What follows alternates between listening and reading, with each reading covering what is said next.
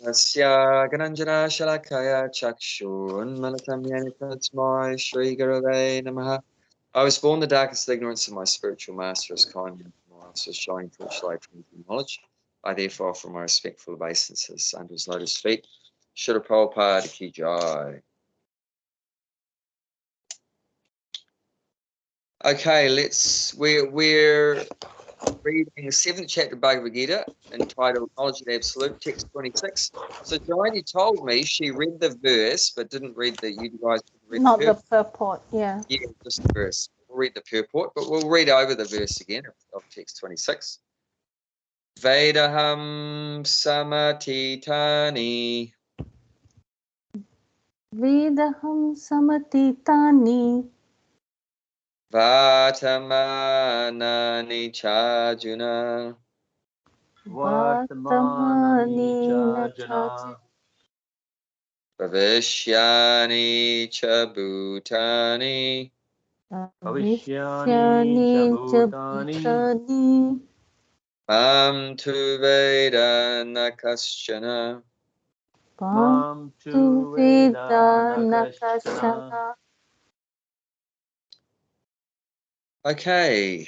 Deepa, would you like to read the translation, please? I'll get my book. Okay. Gulshan can start. No rush. You start. Oh Arjuna, as the Supreme Personality of Godhead, I know everything that has happened in the past, all that has happened in the present, and all things that are yet to come. I also know all living entity, but no one knows. But me, no one knows. Yes, yes. Yeah. So this is one of the... What's that? He said that Arjuna as well, you don't remember, you and me, we keep coming, but I remember, but you don't. Yes, yes. Yeah, that's in the 4th chapter. Yeah, he says that. Yeah. So this is one of the qualities of God. He knows everything. He knows everything. Past, present, and future, called Trikalagya. Trikala. Trikala means 3 phases of time. Yeah, it means the knower. So, yeah. So he knows everything, but we don't know him. That's the problem. The problem is that we don't know him. And we've been hearing about in the Bhagavad Gita in this section that the demigod worshippers don't know him.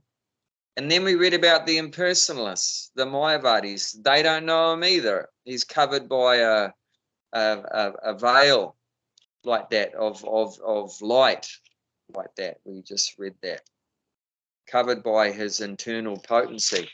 Yeah, so it's very rare that someone knows. And the next verse is to reveal, and text 27 is quite a famous verse that Prabhupada quoted many times,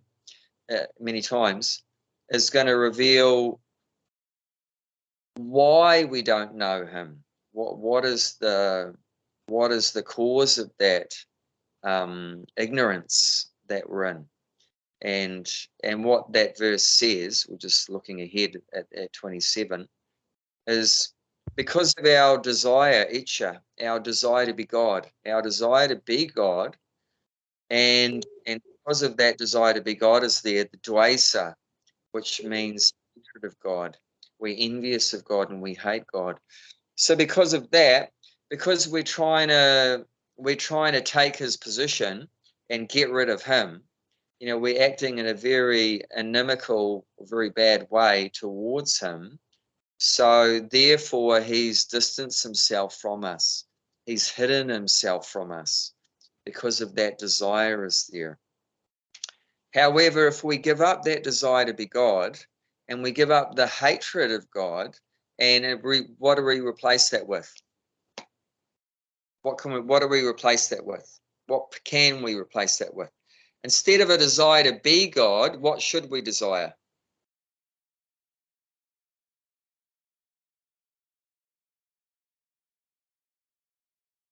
Yeah, put your mic back on, Gulshan. I can't hear you. I can't read lips. I'm not a lip reader. I haven't learned that yet. Be a devotee, be a bhakta, and then you'll be like the other side, like not equal to God, but Yeah. be a das. Yeah. So to serve God. Yeah. So Yes, das. instead of the desire to become God, we can desire to serve God. And that's our natural position. It's our normal position.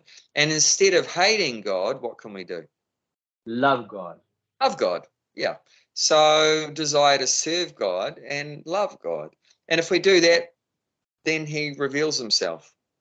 But if we don't, if we're envious of him and we hate him and we want to be him, then he covers himself. Then you can't. Yes, he hides.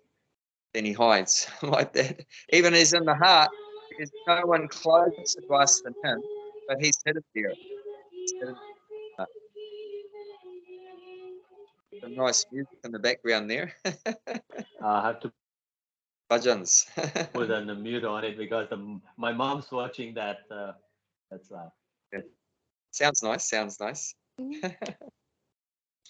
But that's why he's saying there in this verse 26 that but me no one knows, but me no one knows, and that's because of that desire to be God and the hatred of God. Okay, so let's read the purport of this verse. Read the purport. Deepa, you want to read the first paragraph? Here the question of personality and impersonality is clearly stated. If Krishna, the form of the Supreme Personality of Godhead, were Maya material as the impersonalists consider him to be, then, like the living entity, he would change his body and forget everything about his great life, his past life. Anyone with a material body cannot remember his past life, nor can he foretell his future life, nor can he predict the outcome of his present life. Therefore, he cannot know what is happening in past, present, and future. Unless one is liberated from material contamination, he cannot know past, present, and future. So why Paul started talking about this? There's a bit of noise somewhere. Some scratchy sound. Okay. Might be Suhail. My son is walking with his slippers in the back. I'll Okay. put on mute. Okay. So why Prabhupada is talking about this? He's saying that the Mayavadis and personalists, which was what was talked about in the previous verse, they think that when Krishna comes or any other incarnation comes, they come in a material form. But the point here is that Krishna is saying in this verse that he knows past, present, and future. So that means straight away we know that Krishna doesn't have a material form, because if you had a material form, that means you're changing your body, right? You have one body, and then you die, and then you get another body, and then when you get the next body, you're not going to remember what the previous body is, right? Like, can any of us remember what our past life was? No, we can't. Why not? Because we changed our body. Like, and there's another good example.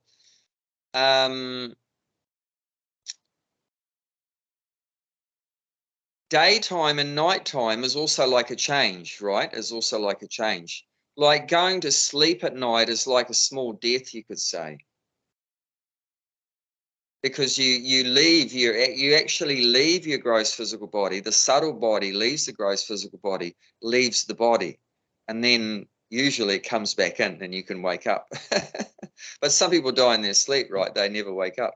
But yeah, the subtle body leaves the gross body at night.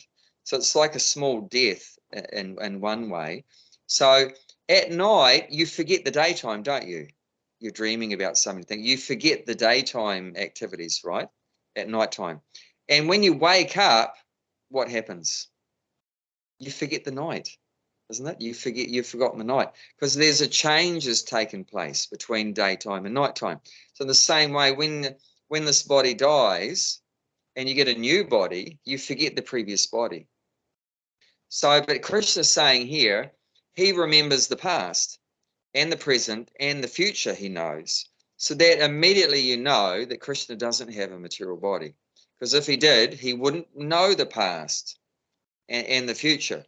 But because he has a transcendental form, he knows everything. His body doesn't change. And like Gulshan brought up that verse from the 4th chapter, where Krishna tells Arjuna that we have been together many lifetimes, but I remember that, but you've forgotten that. So that indicates that also Arjuna's form is getting changed. Arjuna's form is getting changed, but Krishna's form isn't. So he can remember all of their previous pastimes, him and Arjuna, in different lives, because Krishna's form never changes, his body never changes. But Arjuna's does. So he's forgotten his different relationships with Krishna in his previous lives, like that. So that's why Prabhupada's bring that up here, that this verse is verifying that Krishna's form is transcendental, that he doesn't die, because he remembers all his past incarnations. He remembers all his past incarnations, so he doesn't die. Does that make sense? Does anyone want to say anything about that? All good? Gulshan's gone somewhere. Yeah. There's pictures there, but it's profile picture, but yeah. Okay, Deepa, would you like to Continue. Yep. Unlike the ordinary human being, Lord Krishna clearly says that he completely knows what happened in the past, what is happening in the present, and what will happen in the future. In the 4th chapter, we have seen that Lord Krishna remembers instructing Vivashvan, the sun god, millions of years ago. Krishna knows every living entity because he is situated in every living being's heart as the supersoul. But despite his presence in every living entity as supersoul and his presence as the Supreme Personality of Godhead, the less intelligent, even if able to realize the impersonal Brahman, cannot realize Sri Krishna as the Supreme Person. Certainly, the transcendental body of Sri Krishna is not perishable. He is just like the sun, and Maya is like a cloud. In the material world, we can see that there is the sun and that there are clouds and different stars and planets. The clouds may cover all these in the sky temporarily, but this covering is only apparent to our limited vision. The sun, moon, and stars are not actually covered. Similarly, Maya cannot cover the Supreme Lord. By his internal potency, he is not manifest to the less intelligent class of men. As it is stated in the 3rd verse of this chapter, out of millions and millions of men, some try to become perfect in this human form of life, and out of thousands and thousands of such perfected men, hardly one can understand that what Lord Krishna is. Even if one is perfected by realization of impersonal Brahman or localized Paramatma, he cannot possibly understand the Supreme Personality of Godhead, Sri Krishna, without being in Krishna consciousness. Nice. So it's mentioned in the previous verse, Krishna says that to the foolish and unintelligent, he's covered by his internal potency, which means Maya. Oh, here he is. Gulshan's back. You disappeared, Gulshan. I just said you disappeared, Gulshan. Now you've come back. You're manifest again. You're going from unmanifest to covered. Can you hear me? Yeah, now we can. You were covered by a veil of Maya. And he can't hear me because he hasn't got his headphones on. Can you hear us? Can you hear us? Yeah, I can hear. What happened? Yeah, can you hear me? Covered by a veil of Maya. Yeah, no. What happened there? I have got a call this morning that a message from my real estate agent. They're doing the stop direct debit for my my rent. You know, the rent place I'm staying in the Wine Street. Yeah. And you have to do that a B pay rent now. And I said that I am overseas, because if I start doing the B pay, they will send you the code, one code. reference. The code. Reference code comes on my Australian phone number. I've got an Indian phone. Yeah. So I can't do that. And then I'll be back next month. So I call my landlord. Then my landlord called me back. That's why I'm just answering the landlord's call. Okay, good. I was just joking. And I'm overseas, like I can't do it. But they were doing for last 5 years direct debit. I've got no problem. Now all of a sudden they say, oh, from tomorrow you have to pay in BPay. I said I can't. And then I just came 2 days ago. I'll be here 1 month. Yeah. And then 1 month I'll be behind rent. Yeah. So. But anyway, things happen. But I just said to my landlord, at least my landlord knows. That's fine. She said, no, that's okay. Cool.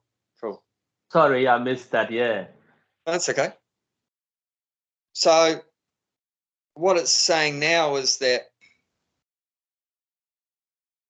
in the last verse, that to the foolish and unintelligent, that Krishna's covered by his internal potency, which means Maya. So he's covered by Maya.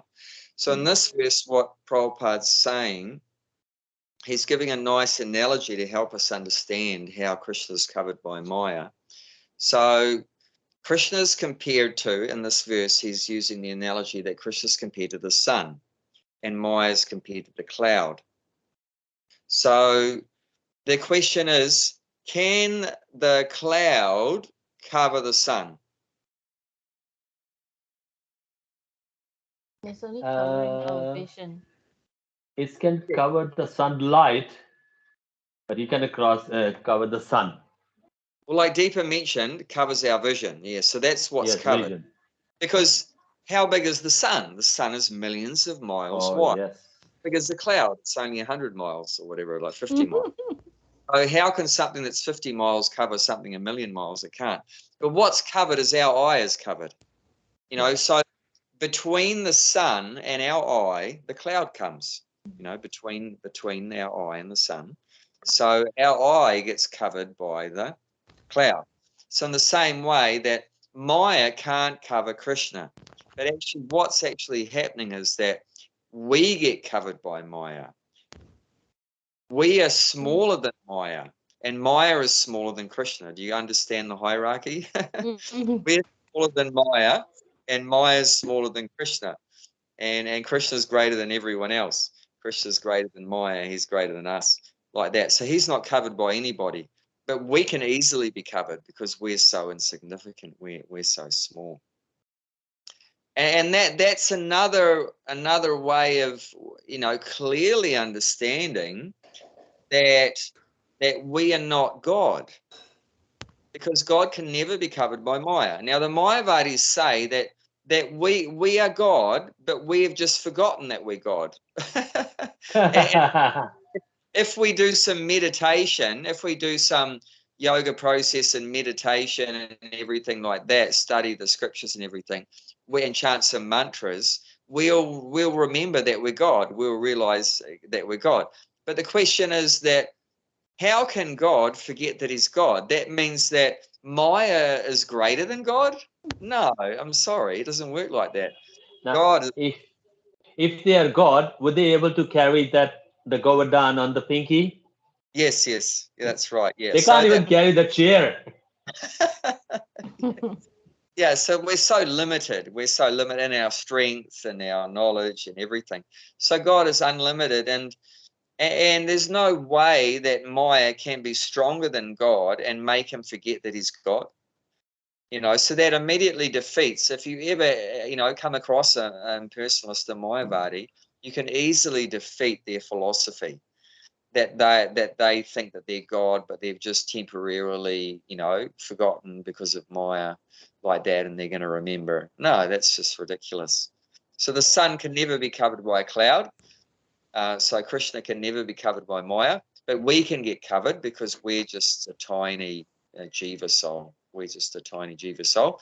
So just like the cloud covers our eye, so the jiva can get covered by Maya like that. So, and Prabhupada finishes off that he cannot possibly understand the Supreme Person of God, Sri Krishna, without being in Krishna consciousness. So that's the only chance for us to remove the cloud and see Krishna, just like see the sun, remove the cloud, is that if we become Krishna conscious and we engage in devotional service, and Krishna is pleased that we're rendering service and we're giving up, like I said, we're giving up the envy of, we give up the desire to become him, and we try and serve him, then he removes the cloud because he's the supreme controller. So he can remove the cloud. That's covering our vision. He can remove Maya from us. That's within his power very easily. He can remove that Maya cloud that's covering our vision. So and we've been talking about this on Saturdays in the Chaitanya Charitamrita. The section is talking about mercy. So this is a very important part of Krishna consciousness, that in order to progress beyond a certain point, doesn't matter how hard you work, but you need mercy. You need Krishna's help.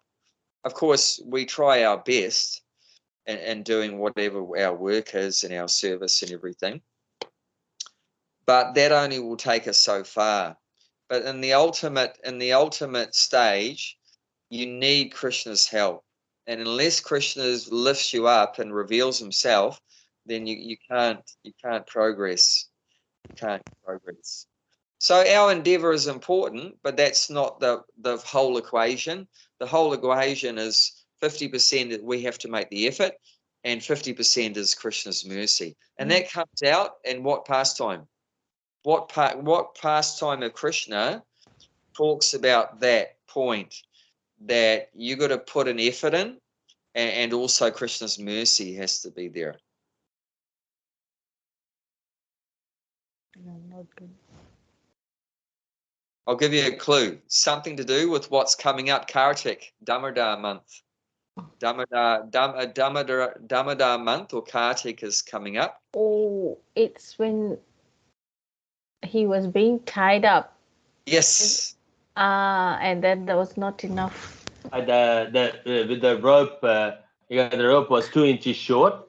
Yes. One was that you showed us endeavor, and second is the Krishna's mercy. Yes.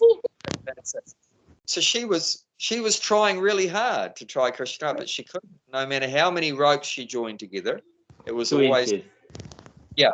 So that gap was that, Krishna wanted to see her try hard to do that service.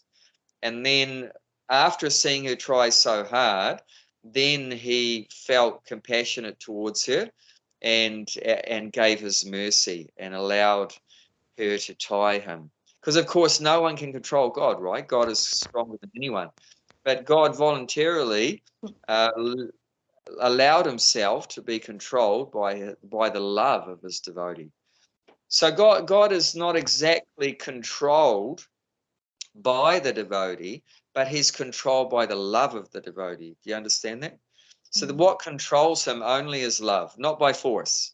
You can't you can't say, okay, Krishna, come here and eat this food. I made this food for you. I made, rice and paneer sabji and samosas and halava. You have to come now and eat it. No, he doesn't. He doesn't have to, so all you do is you beg him, Krishna, please, we've made something for you. It's not good enough. Please, accept this offering, like that. Please be kind to me. Please be merciful. Please, my spiritual masters asked me to offer this food to you. Please accept this. You know, so we're just begging him. We can just beg, you know, please accept our service that we've done. But he doesn't have to accept anything. But out of his mercy, he does. If someone sincerely is trying to serve him and love him, then out of his kindness and love for us, you know, he accepts it. But you can't control God, but he becomes voluntarily controlled by someone that loves him. And that's very natural. And we are the same, you know, if someone is very loving, affectionate to us, we become controlled by that love. And where do we get that quality from? It comes from God, because we're part of God, right? So in the same way, when you understand how you tick and how we tick as human beings, we're just a small, minute particle of God. That gives us some idea about how God works also.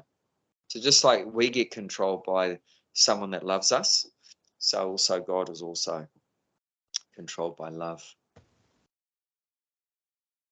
Yes. So bhakti is so powerful, so powerful.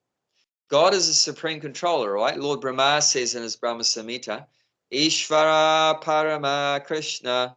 So Krishna is the Parama. He's the supreme Ishvara, controller. There's many controllers, right? There's a controller of the sun and the moon and the wind and the fire, and there's 33 million demigods. They all control something.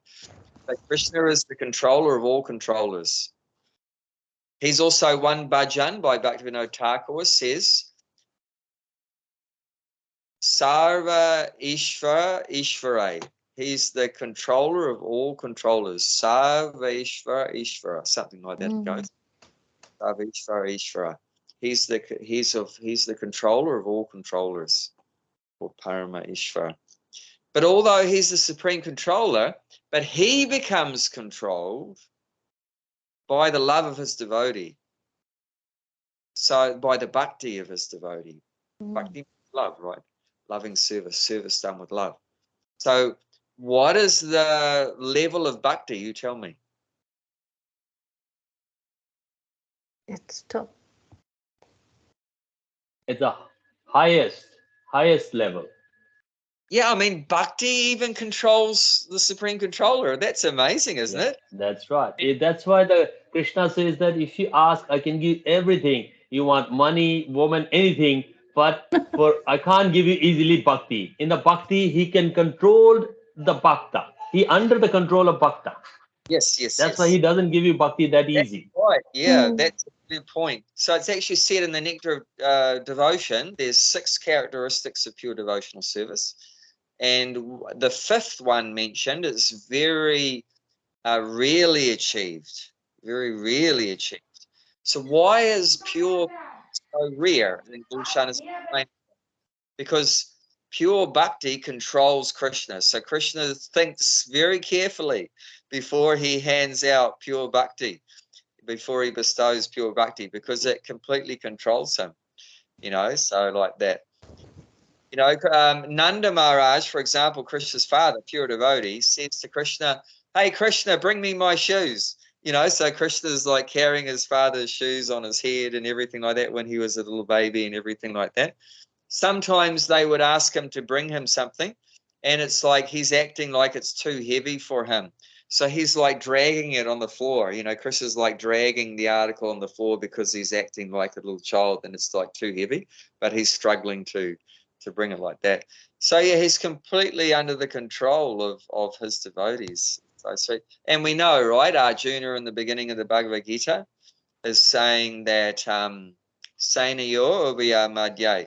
He's telling Krishna, who's his chariot driver, as serving him as his chariot driver, that Krishna, you drive my chariot in the middle of the battlefield. So he's ordering God to drive his chariot in the middle of the battlefield. So yeah, Krishna's voluntarily become his chariot driver. And one devotee revealed in a class that traditionally the way that the charioteers would indicate to the chariot driver to go left, to go right, or stop, or whatever, go faster, is that because they didn't have indicators, right? There's no indicators in the chariot. So the way they used to use it was by their foot. So the charioteer, the archer, would touch the chariot driver with his foot, which they would have a system where if I, touch you here or there, you know which way to go. So that's amazing, So Arjuna was putting his feet, on Krishna's body, and Krishna was accepting that from his loving devotee.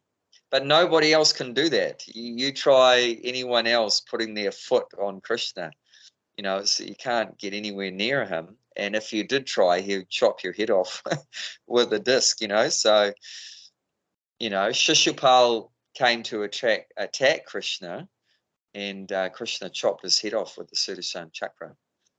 So you can't forcibly, attack Krishna or control Krishna, but Krishna voluntarily becomes submissive to the love of his devotees, and that's so beautiful. And Krishna revealed that to Durvasa Muni. Durvasa Muni offended Ambarish Maharaj, Krishna's dear devotee, and he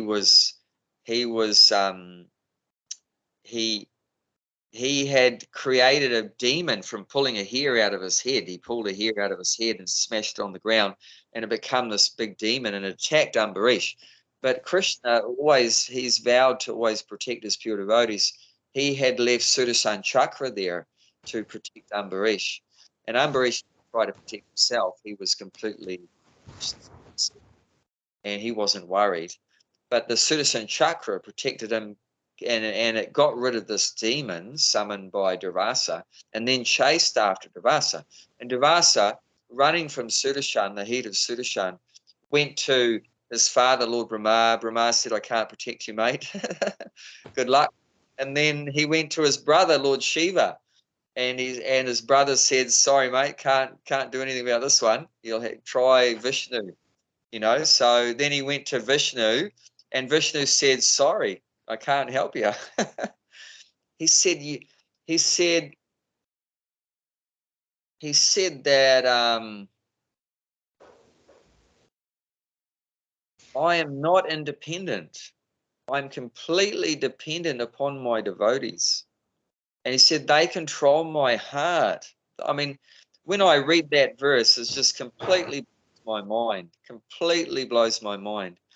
Because all the other parts of the scriptures, they say that he's independent. He's Swarat. God is independent, right? That's the characteristics of God.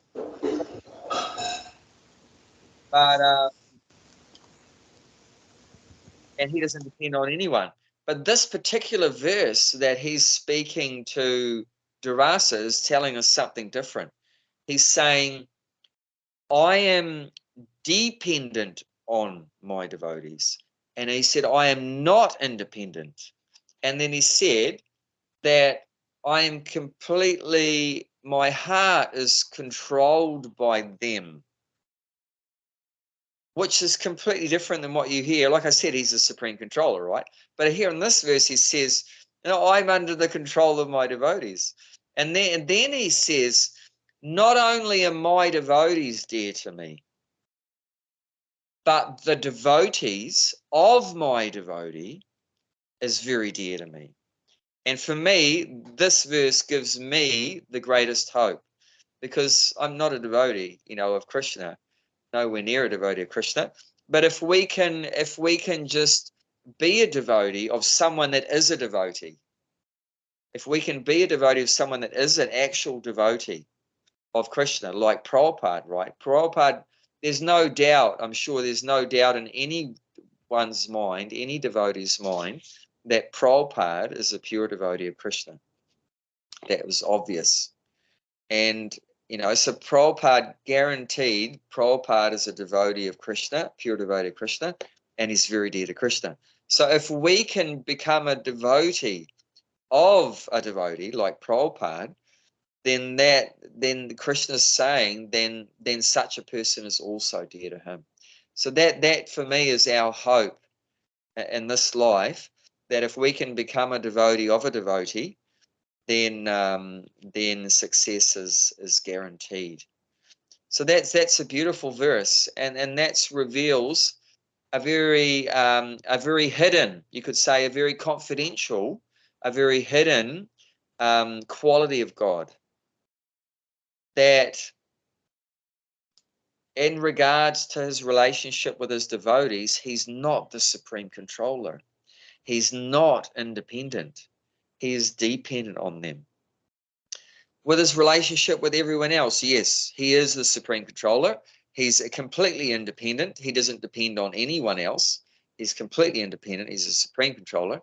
But in regards to his devotees, it's a whole different story. He's not acting like God. You understand that?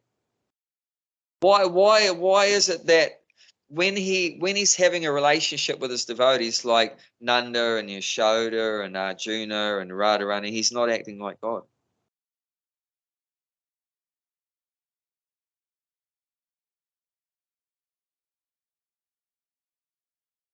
Your microphone's still off, Gulshan. I still Yeah, can't because I just want to be turning on the microphone time to time. Yeah, because with them he's got the different bhava, like a sakha bhav. Yeah. You know, it's a friendship way. That's why, because everyone has a different relationship with the God.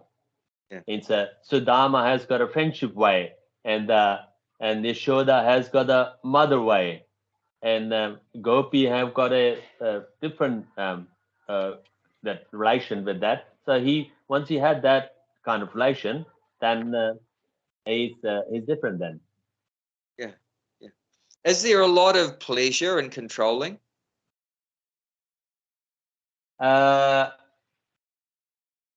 It's like controlling of what? Like Well, controlling not. universe and everyone in it, you know, controlling all the living entities, controlling the universe, controlling the demigods. Is there a lot of pleasure in being a controller? Only the controller knows, I don't. No, so Krishna wants to experience something else other than just being the controller. He wants some sweet, intimate, loving relationships where he's not just the boss. You know, like, you know, we have that, you know, like you might be the boss at the accounting office, or you might be the tree or whatever. I was the boss at the phone or whatever like that for a while, like that. But it's no fun. that's no fun. You know, you want some sweetness of just, you know, you go back from work and then you're playing with your kid, or you're having some, you know, intimate time with your wife or something like that, partner, husband, wife, or like that, and just joking around, and like Gulshan likes just joking around and like some fun, you know. So Krishna also likes to take off his God hat and just be a cute little boy, you know. That's why you resigned from New Gokula. That's why Now I know that. That's why I lost all my hair. Chris. No, so that's it. So Krishna, that's his real ecstasy, real enjoyment, is in those intimate, sweet relationships with his devotees. You know, it's no real pleasure in just controlling and things like that. Like Krishna will be playing games with his suckers, with his boyfriends, and if he loses, because sometimes Krishna's side loses, you know, so if he was the supreme controller, he would always win, right? But he doesn't, and Krishna and Goloka Vrindavan, he doesn't always win. You know, in every other place, he always wins, but he's never defeated. Like Krishna, one of Krishna's names, right, is Achyuta. Achyuta means infallible. He never loses. You know, he never falls down. But in Goloka Vrindavan, he loses at least half of the time. And when his side loses, you have to carry the winning side on your back. So Krishna's got someone on his back, you know, and he's carrying him like a donkey, you know. Like he's enjoying that. He's enjoying that. It's so much fun like that. So that's Krishna experiences winning, but Krishna, he's God, right? So he's absolute. So he wants to experience everything. So he also wants to experience losing. Get that? Because if Krishna only experienced winning, then would he be complete? Would that be would he be absolute? No, he's not. So he wants to taste everything. If he only tasted laughing, would that be complete? How can you understand the enjoy of crying? So he also laughing. He also tastes crying like that, and separation from his devotees like that. He cry separation from his devotees like that. So it's so sweet, it's so sweet. And that's very attractive for the devotees, because he's not just this big guy, this big boss on a big throne that's got the king's hat all the time, and he's just ordering you around and everything like that. He's a supreme controller. But he can also be your most intimate friend and your best lover, like that, most sweet, relationship like that. So it's very attractive. And this is the quality that is endearing the heart of the devotee more than any other quality. Is the quality called Bhakta Vatsala. Bhakta Vatsala means he's very affectionate, very loving to his devotees. Not just controlling the devotees, but he's very loving, very affectionate to the devotees. So it's a very attractive quality of Krishna, that he becomes controlled by the love of his devotees, and he'll do anything for his devotees. We know that, right? That Krishna even broke his promise for his devotee. That's from Bhima. Yeah. In Vedic culture, in Vedic culture, you never break your word. You never. Yeah. Why? You'd rather die than break your chop promise. your head off rather than break your promise. But he wants to keep his devotee's promise in order to break his own promise. He loves to break his own, but he cannot break his devotee's promise. Yeah, that's really telling you a lot about how much Krishna loves his devotees, that he would even break his own promise, which they never do that.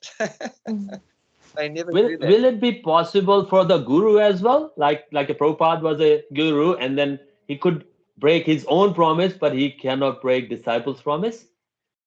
Probably. Let me think about that. I haven't thought about that before. Let me say that again. And same as like a Prabhupada, like a guru, and then he could break his promise, but he cannot break his disciples' promise. That's probably right. I don't know if it means. He promised something to a disciple. Yeah, but if the disciple says, same as Bhishma and the Krishna's thing there, if the guru will promise something and the disciple will say, I will prefer that's my promise, Guru, I will make this happen, and then Guru will break his promise, but he cannot break his disciple's promise, because the disciple promised it, I'm gonna do this one in order for anything. I'm just randomly thinking that. Will it be the same thing happen, whatever Bhishma and Krishna? I would say it wouldn't be the same, because how that works, that, because you can't, what, like Krishna tells, we can read that verse in the 9th chapter text. What 9th chapter? What text? 9th chapter. We're in the 7th chapter now. 31 or something. Let's have a look. 9:31. 31. He quickly become righteous and attain lasting peace. O son of Kunti, declare it's boldly that my devotee never perishes. I mean, Prabhupada says the same thing to his devotees too? Yeah, well, why I'm bringing up this verse is because why is Krishna telling Arjuna here to declare or tell everyone that my Krishna can, he says, Krishna says, I can break my promise, but I cannot break my disciples' promise. So you declare rather than me. That's right. So Krishna here is telling Arjuna, you tell that my devotee will never perish. So the question is, why doesn't Krishna just tell that my devotee will never perish? Why does he want Arjuna to tell? Because the reason is because sometimes Krishna breaks his promise. Yeah. Only for the benefit of his devotee.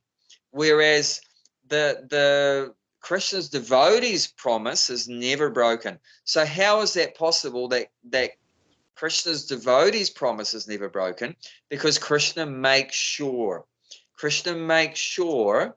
that his devotee's word is kept, like what you said with Bhishma, that Krishna made sure that Bhishma's promise, which was that he promised Duryodhana that either today I'll either kill Arjuna or I'll make Krishna break his promise and fight. Because Krishna promised not to fight. Krishna promised not to fight. But Bhishma said, I'll either kill Arjuna or I'll make Krishna break his promise and fight. So that was Bhishma's promise to Duryodhana. So Krishna, to keep Bhishma's promise, Bhishma's his devotee, and also to keep his promise to always protect his devotees, because he did two things at the same time, right? By picking up that chariot wheel and rushing to attack Bhishma, he did two things at the same time. He saved Arjuna's life, and he kept Bhishma's word. Do you understand that? That's expert. Expert means you can do multiple things at the same time. So he protected Arjuna's life, because Prabhupada, I heard him say it in a lecture recently. Prabhupada said that Bhishma was just about to kill Arjuna. He smashed his chariot. He was on the ground. His armor was broken. His bowstring was gone. Krishna realized that if I don't do something right now, Arjuna's dead. And that's Krishna picked up the chariot wheel and rushed at Bhishma to save Arjuna's life and also to protect Bhishma's promise. So he did two things at the same time. But Krishna, why his devotees' promises never gets broken is because Krishna will keep it. Krishna will keep it. So, but I don't think you can say that for others necessarily. I don't know if you can say that will work for others, because we don't have that power that Krishna does to make sure the promise is kept. So, but like if Prabhupada makes a promise, for example, then Krishna will keep that. Krishna will keep that. But if for example, if I made a promise,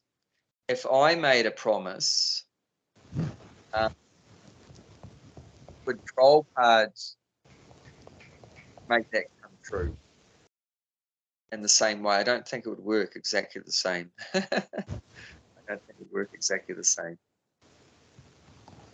Yeah, so, I mean, if we're a pure devotee of Krishna, then Krishna, and we make a promise, not devotee yet. But we are a devotee of the devotee. We're not a direct devotee of Krishna. So it means if we make a promise like Prabhupada is a representative of Krishna on the earth. Yeah. So if we can't reach to Krishna directly, we have to Krishna through Prabhupada. So if we do the promise to like something, and then Krishna will that. यार थोड़ा देर चुप है यार class चल रही है तुम बोलते रहोगे क्या? Sorry. Yeah, I don't think that works exactly the same, and see that it doesn't work, because heaps of times a neophyte devotee makes a promise like, I promise Guru Maharaj that I will chant 16 rounds, follow the 4 regulated principles, but they don't. So, But then you have to have a true devotee as well. And that's why in order to make a promise and not to break that, you have to have a quality of true devotee, 26 quality, which we don't have. see, those neophyte devotees, so many became disciples of Prabhupada, right? So if that was the case, then Prabhupada would make sure all those 10,000 disciples or whatever, kept their promises or whatever. But we see that wasn't the case. So many went back to bad habits and stopped chanting 16 rounds. But what this is talking about, if a pure devotee makes a promise, not if a neophyte, if a pure devotee makes a promise, then Krishna will keep that promise of the pure devotee. But I'm not so sure you can say that if a neophyte makes a promise, will the pure devotee keep that? So I don't see that that's going to work. And we see that it doesn't work, but if a pure devotee promise, then Krishna will keep the word of his pure devotee. And also, just think about this. A pure devotee is going to be very careful. He's going to think a lot before making a promise. Whereas we neophytes, we just say anything. Oh, yeah, I'm going to change 4 rounds today. We're not pure devotee. And I just a question came in my mind is thinking that it was the same, like we are in the same loop of the chain. So because Prabhupada was a pure devotee, no doubt about that. If Prabhupada disciple will like my Guru Maharaj, Radhanath Maharaj, if he promised something, Prabhupada happy to say break his promise, but he would not break Radhanath Maharaj's promise. Yeah, I mean, see,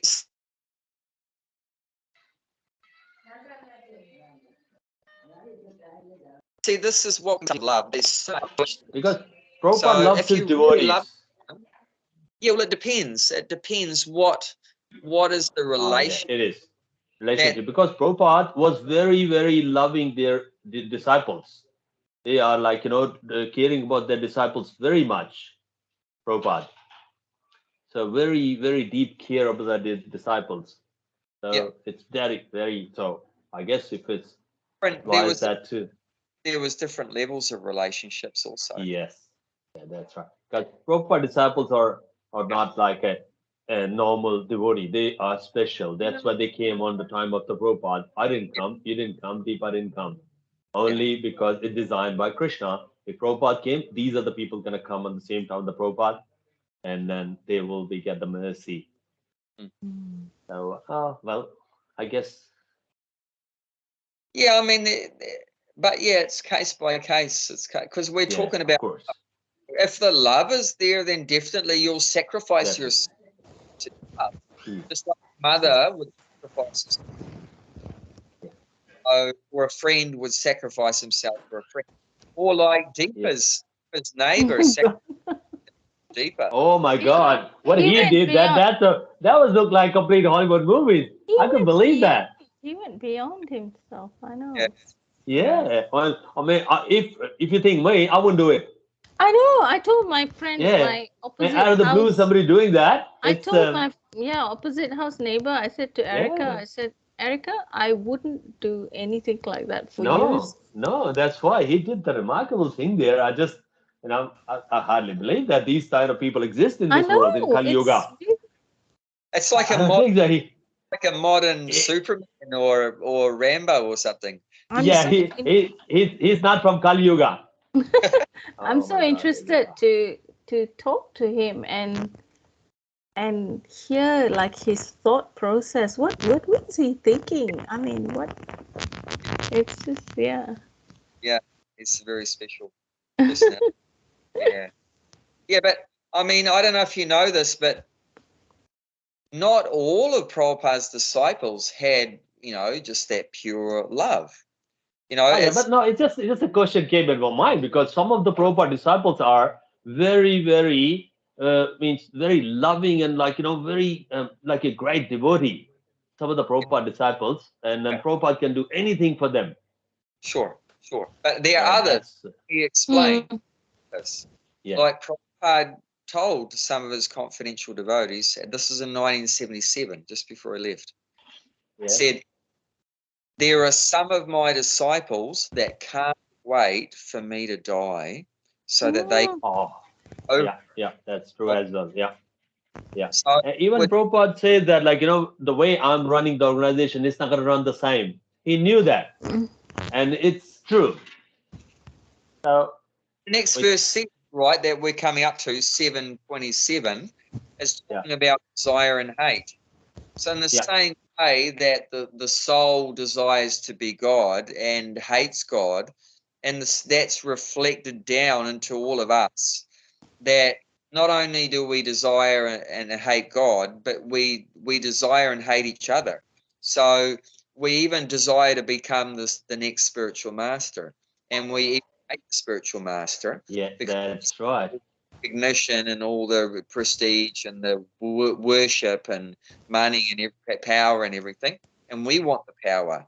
We want the worship and everything.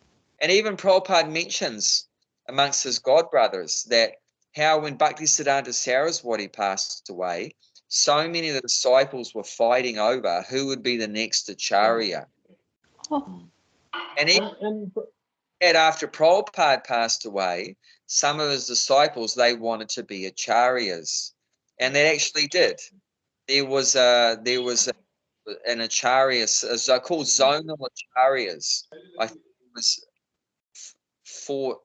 11. I think there was 11 or 12 of them or something, and they became very powerful. But then went flop after some all collapsed. Because the they Prabhupada become can see through. Like, become too- Prabhupada was a great devotee of Krishna. He can see through. If the people Yeah. comes in front of him, and he can see through the mind, what's he's Past, like, present. whatever he's, He can see what past, he's present, saying, future. and what's in the mind, he can see through. Yeah. So, So because he was a great, like, when he was saying, when he was riding there, he can't see another hand come out and ride. I didn't ride anything. So he was not an ordinary person. Yes. Yeah. So if someone loves Prabhupada, like that serving, Prabhupada will have a different than if someone's just jealous of his position, envious of him, and superficially near heart, they have some jealousy or envy there. Then it's going to be a different kind of relationship, obviously, like that.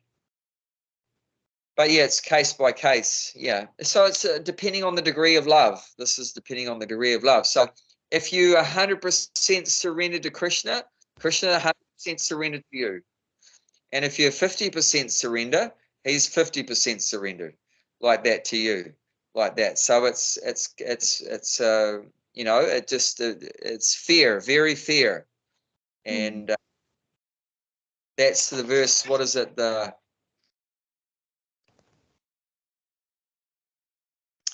fourth chapter, text 11. I think that one is. 4:11. Not 9/11, Deepa. 4/11. No. Never know. It's about 9/11. As all the surrender unto 4:11. me, I reward that accordingly everyone follow the path in the all aspect, O son of Partha. Yeah. So this is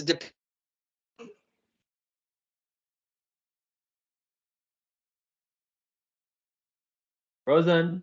depending on the 50%. If you give 99%, he'll give 99%. You make one step towards him, he'll make a step towards you, like that. So, and if you want to forget him, if you want to forget God, he'll reciprocate in that way. You'll never see him, like we've been reading. If you want to forget God,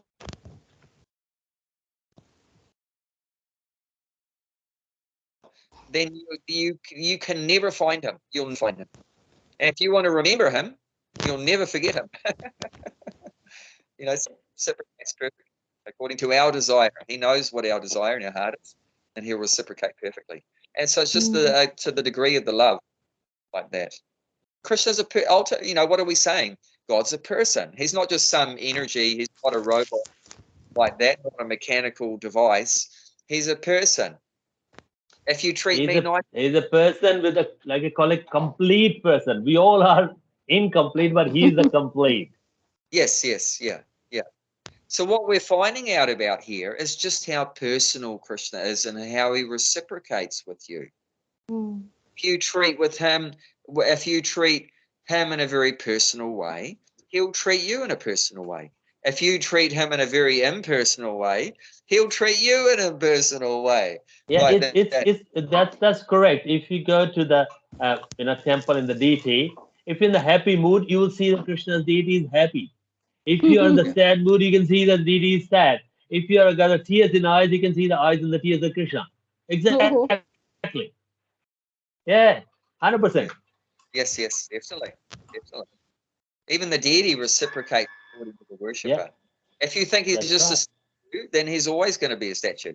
And if you think that deity is a person, then the deity, you can see the deity smile and talk, and even sometimes Of the course. deity can leave the altar and eat all the food, eat all the offering, and the offering will be gone.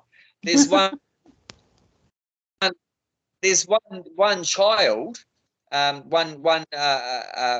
child of a pure devotee, and the father, he was leaving. I think the father's name was Mukunda, the son's name was Raghunandan, and the father said, "I have to go somewhere.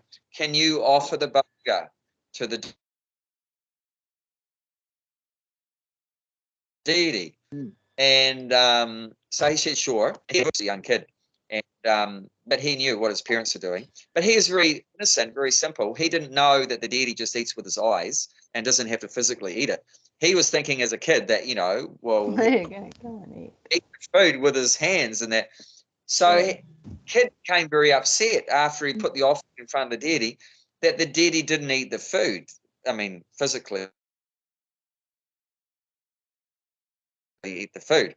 So he got upset with the deity. He said, "Look, my father's he's going to be so upset if he sees that the food didn't get eaten. He's going to think, I didn't offer the food." So you be quickly just eat it. Come on. And the deity actually ate the offering, completely ate the offering. And the father, okay, let's have prasad. And where's the prasad? None. And the It's kids gone. told me to give it to Bhagavan. So I gave it to the deity and he ate it. And he said, "Come on, give us a break. What do you mean?" Stop pulling my leg. Where's the food? And there wasn't any food. So the father was just, what's going on here? So he cooked again. And this time he said, "Okay, Raghunath, my dear son, you offer." And this time he hid behind and just like looking what's going on. And he just started looking, and the deity had like half a laddu, had eaten half the laddu, and then he like put it down like that and became like a deity again. But he thought the deity had like half eaten the laddu like that. So very sweet. I can't hear. Are you saying something, Gulshan? I can't hear you. Your microphone's no. Yeah. Okay. Yeah, it's the same story as the Sakshi Gopala. Yeah, similar, very similar. Remember? Yeah, similar. Like he was walking with them, and soon he turned around, he became a deity. He said, "I can't walk with you. I'll walk behind you." Yeah. So, but he just halfway through, he just want to make sure. He looked behind and he's become a deity. That was his condition. Two conditions. That you don't turn around, and you'll know I'm there because you'll hear my ankle bells tinkling. And also that you have to feed me a certain quantity of rice every day. So at one point he stopped hearing the ankle bells. He couldn't hear the ankle bells, and he was very concerned. So he turned around. At that point, the deity stopped. But he was on the outskirts of the village of where the destination was. So that was the Lord's arrangement, that he'd come to the destination. So he just stopped there and didn't move from that point. And then all the village people came out and saw that the deity actually came, and they were amazed. And then the atheistic man that he had said, "If you can bring the deity here, I'll give you my sister in marriage to the poor brahmana." So he had to keep his word, and he gave his sister as a wife to this poor brahmana. So yeah, it's a lovely story. You have to go, yeah. I need Yeah. to go, Prabhuji. Your time's up. Sorry, So, I've got to think. Yeah, Okay, yeah. Well,